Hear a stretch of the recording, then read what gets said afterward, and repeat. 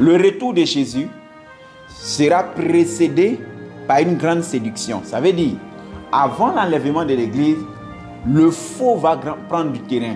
Le mensonge va prendre du terrain. La séduction va prendre du terrain.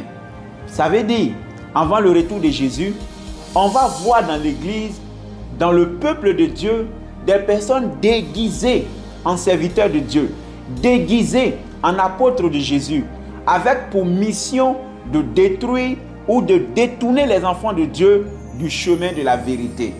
C'est pourquoi le Seigneur commence le message en disant « Prenez garde que personne ne vous séduise ». La séduction va monter. Bien aimé, le Seigneur n'a pas dit ça au hasard. Il dit que personne. J'ai pour habitude de dire aux enfants de Dieu, le personne que Jésus a dit là, ça concerne tout le monde. Même moi, ça me concerne. Ne vous laissez pas séduire par quelqu'un. Vous savez, vous n'avez pas le droit de laisser une personne vous séduire. Que ce soit un pasteur, un apôtre, un prophète, un prédicateur, qui que ce soit, vous n'avez pas le droit de laisser une personne vous séduire. Voilà pourquoi le Seigneur a dit que personne ne vous séduise. Pour vous témoigner la véracité du message que je suis en train de donner, l'apôtre Paul dira ceci. Il dit même quand moi-même Paul, il dit même quand eux-mêmes, quand les apôtres, ou même que ce soit des anges du ciel qui viennent vous annoncer un autre évangile que ce que vous avez entendu, l'apôtre Paul utilise ce terme, qu'il soit anathème. Qu'il soit anathème, dans un autre sens, ça veut dire qu'il soit maudit. Ça veut dire, personne n'a le droit de vous séduire. Ne laissez personne vous amener à vous détourner du chemin de la vérité. Mais bien aimé, ton salut est ta première responsabilité. Tu es responsable de ton salut. Si tu vas au ciel, tu en es responsable. Si tu n'es pas allé au ciel, tu en es responsable. Voilà pourquoi fais attention à ce que tu décides d'écouter, au message que tu décides d'écouter. Parce que personne ne peut t'égarer si tu ne l'as pas écouté. Personne ne peut t'égarer si tu ne t'es pas attaché à lui. Tu ne diras pas au jour du jugement, c'est tel prophète qui m'a égaré. Tu ne diras pas au jour du jugement, c'est tel apôtre ou bishop qui m'a égaré.